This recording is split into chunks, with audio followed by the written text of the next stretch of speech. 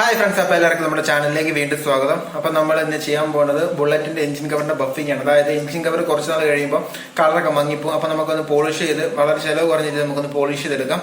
അപ്പം അതാണ് ഇന്നത്തെ വീഡിയോ. അപ്പോൾ നിങ്ങൾ ആദ്യമായിട്ടാണ് ഈ ചാനൽ കാണുന്നതെങ്കിൽ മറക്കാൻ നമ്മുടെ ചാനൽ സബ്സ്ക്രൈബ് ചെയ്യുക, ബെല്ലൈക്കൻ കൂടി എനേബിൾ ചെയ്തേക്കുക. അതുപോലെ ഈ വീഡിയോ മറ്റുള്ളവരിലേക്ക് ഒന്ന് ഷെയർ കൂടി ചെയ്ത് കൊടുക്കുക. അപ്പോൾ നമുക്ക് നേരെ വീഡിയോയിലേക്ക് കിടക്കാം.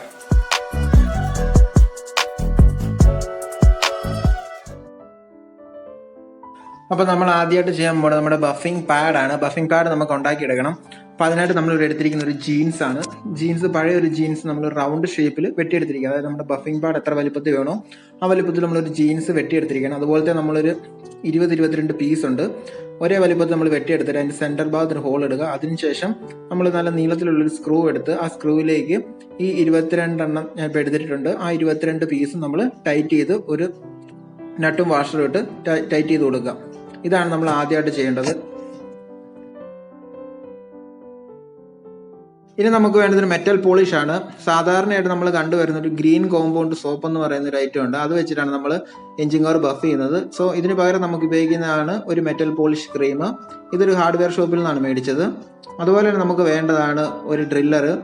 ഇനി നമുക്ക് ഡ്രില്ലറിലേക്ക് നമ്മൾ ആദ്യമേ സെറ്റ് ചെയ്ത് വെച്ച ജീൻസിന്റെ ബഫിംഗ് പാഡ് കണക്ട് ചെയ്ത് കൊടുക്കണം. അതെങ്ങനെയാണെന്ന് നമുക്ക് നോക്കാം. ഇതുപോലെ സ്ക്രൂ ടൈറ്റ് ചെയ്ത് ഡ്രില്ലറിന്റെ അറ്റത്തേക്ക് കൊടുക്കുക.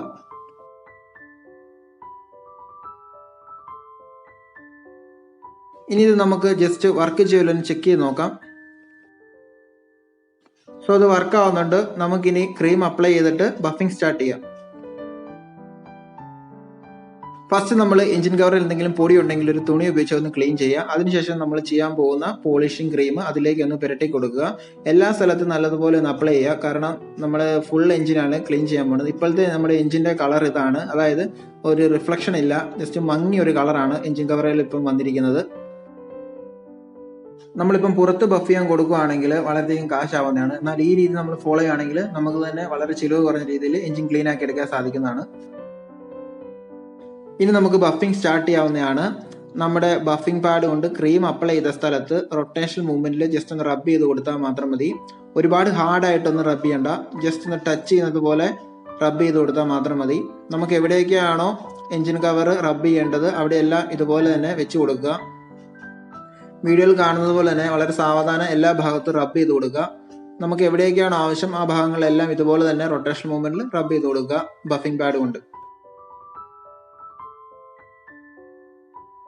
നമ്മൾ മിനിമം 2 or 3 ടൈംസ് എങ്കിലും ഇതുപോലെ ബഫ് ചെയ്ത് കൊടുക്കണം. അപ്പം നമ്മുടെ എഞ്ചിൻ ഏകദേശം വെളുക്കുന്നതായിരിക്കും. നമുക്ക് ഇപ്പം തന്നെ കാണാം ചെറിയ ചെറിയ റിഫ്ലക്ഷൻസ് ഒക്കെ, അതായത് നല്ലപോലെ ഗ്ലേസിംഗ് ആയിട്ട് മാറുന്നുണ്ട്. വളരെയധികം സാവധാനത്തോടെ മാത്രം നമുക്ക് ഈ പ്രോസസ്സ് ചെയ്യാൻ സാധിക്കത്തുള്ളൂ. കുറച്ചു നേരം ബഫ് ചെയ്തതിന് ശേഷം നിങ്ങളുടെ ബഫിംഗ് പാഡ് ഒന്ന് ചെക്ക് ചെയ്യുക. അതിൻ്റെ നട്ട് വല്ല ലൂസ് ആയിട്ടുണ്ടോ ഇല്ലയോ എന്ന് വല്ലതും ചെക്ക് ചെയ്യാൻ വേണ്ടിയാണത്. നിങ്ങൾ ലൂസ് ആയിട്ടുണ്ടോ ഒന്ന് ടൈറ്റ് ചെയ്ത് കൊടുക്കുക, അല്ലെങ്കിൽ ഇത് തെറിച്ച് പോകാൻ സാധ്യതയുണ്ട്. സോ അതൊന്ന് ശ്രദ്ധിച്ച് വേണം ചെയ്യുവാൻ.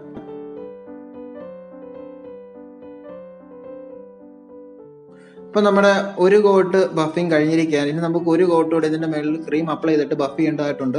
അപ്പം കുറച്ചുകൂടെ ഇത് ഗ്ലേസിങ് ആവും. അപ്പം നിങ്ങൾക്ക് വേണമെങ്കിൽ ഒരു 3-4 കോട്ട് ഇതുപോലെ തന്നെ ചെയ്യാവുന്നതാണ്. അപ്പോൾ നമ്മുടെ ബഫിംഗ് ഏകദേശം കംപ്ലീറ്റ് ആയിട്ടുണ്ട്. നമ്മളിപ്പോൾ 2 കോട്ടും ചെയ്തപ്പോൾ തന്നെ നിങ്ങൾക്ക് അറിയാം ഫസ്റ്റ് കണ്ടതിൽ നല്ലപോലെ ഗ്ലേസിങ് നല്ല ഡിഫറൻസ് ഉണ്ടായിട്ടുണ്ട്. അപ്പോൾ നിങ്ങൾക്ക് ആവശ്യമുണ്ടെങ്കിൽ ഒരു 3-4 തവണ ബഫ് ചെയ്യുകയാണെങ്കിൽ ഇതിലും നല്ലപോലെ തന്നെ ഗ്ലേസിങ് ഉണ്ടാവും. അപ്പോൾ നമുക്ക് സമയക്കുറവ് മൂലമാണ് നമ്മളിപ്പോൾ 2 കോട്ടിങ് മാത്രമേ ചെയ്തിട്ടുള്ളൂ. അപ്പോൾ ഇതുപോലെ ചെയ്യുകയാണെങ്കിൽ നമുക്ക് കാശ് ലാഭിക്കുകയും ചെയ്യാം.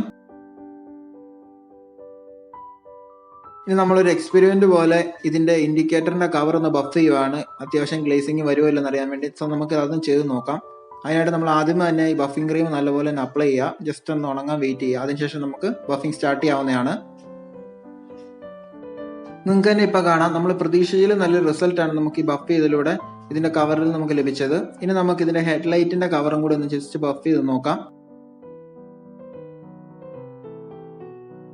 നമ്മളിപ്പോൾ ഇൻഡിക്കേറ്റർ ചെയ്ത പോലെ തന്നെ ഹെഡ്ലൈറ്റിന്റെ കവറിൽ നല്ല റിസൾട്ടാണ് നമുക്ക് കിട്ടിയത്. സോ നമ്മൾ ഇതുപോലെ ചെയ്യുവാണെങ്കിൽ നമുക്ക് ലോ കോസ്റ്റ് തന്നെ നമ്മുടെ മെറ്റൽ പാർട്സ് എല്ലാം റബ്ബ് ചെയ്തെടുക്കാവുന്നതാണ്. ബഫ് ചെയ്ത് എടുക്കുവാണെങ്കിൽ നമുക്ക് നല്ലപോലെ തന്നെ ഗ്ലേസിംഗിൽ ആ പാർട്ട് നിൽക്കുകയും ചെയ്യും.